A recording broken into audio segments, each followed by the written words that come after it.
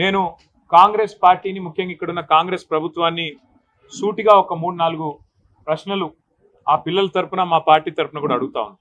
ఒకటి, ఇవాళ మీరు చేస్తున్న దాష్టీకం, మీరు చేస్తున్న అరాచకం గత 3 రోజులుగా వందల సంఖ్యలో బుల్డోజర్లను పంపి, వందల సంఖ్యలో అక్కడ హిటాచీ మెషిన్లను పంపి, వందల మంది పోలీసు వాళ్ళని పెట్టి, ఎందుకు ఇంత ఆగం, ఇంత గందరగోళంగా అక్కడ ఉండే చెట్లను కొట్టేసి, అక్కడ ఉండే జంతువుల్ని తరిమేసి, అక్కడ ఏమీ లేదో అదంతా బంజరు భూమి అని చెప్పడానికి ప్రభుత్వం ఎందుకింత ఆరాటపడుతున్నది చెప్పాలని నేను కోరుతా ఉన్నాను.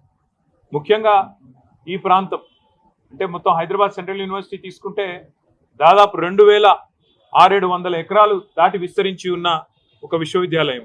మనం నిజంగా చెప్పాలంటే ఈ పశ్చిమ హైదరాబాద్ గత 10-15 ఏళ్లలో విస్తృతంగా పెరిగిపోయింది.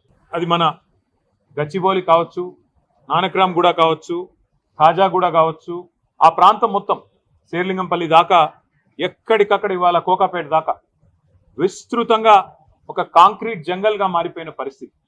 అక్కడ నిజంగా చెప్పాలంటే ఇప్పుడు జరుగుతున్న కన్స్ట్రక్షన్ బహుశా భారతదేశంలో ఏ నగరంలో ఇంత స్మాల్ ఏరియాలో అంత పెద్ద ఎత్తున కన్స్ట్రక్షన్ ఎక్కడ కూడా జరగడం లేదు. ఇది వాస్తవం.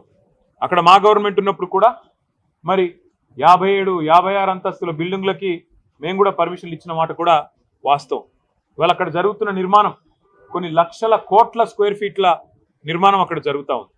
ఒక కాంక్రీట్ జంగల్గా ఆ ప్రాంతం మొత్తం భవిష్యత్తులో మారబోతా ఉంది. మిగిలి ఉన్న కొన్ని పాకెట్స్ ఎక్కడెక్కడైతే ఇంకా కూడా ఈ కాంక్రీట్ జంగల్గా మారకుండా పశ్చిమ హైదరాబాద్కి ఊపిరినిచ్చే ప్రాంతాలు ఏమన్నా ఉన్నాయి అంటే ఈ హైదరాబాద్ సెంట్రల్ యూనివర్సిటీ, దాని చుట్టూన్న పరిసర ప్రాంతాలే నిజంగా చెప్పాలి అంటే ఒక లంగ్ స్పేస్ లాగా ఆ ప్రాంతానికి మిగిలింది ఏదైనా ఉందంటే ఇది మాత్రమే మిగిలింది. వాళ్ళ పిల్లలు ఎందుకు కొట్లాడుతున్నారు? ఒక ఎన్వైరన్మెంటల్ ఇంపాక్ట్ అసెస్మెంట్ అనేది చేయకుండా ఎట్లా మీరు 400 ఎకరాలు ఇష్టం వచ్చినట్టు మీరు అమ్ముతారు? మీరు ఏ హక్కు ఉంది మీకు? ఏ మాత్రం ఇంపాక్ట్ అసెస్మెంట్ చేయకుండా, ఎన్వైరన్మెంటల్ ఇంపాక్ట్ అసెస్ చేయకుండా, ఏ రకంగా పర్యావరణ మీద ఇంపాక్ట్ పడుతుంది అనేది చేయకుండా ఎట్లా చేస్తారు మీరు అని చెప్పి వాళ్ళు కొట్లాడుతున్నారు.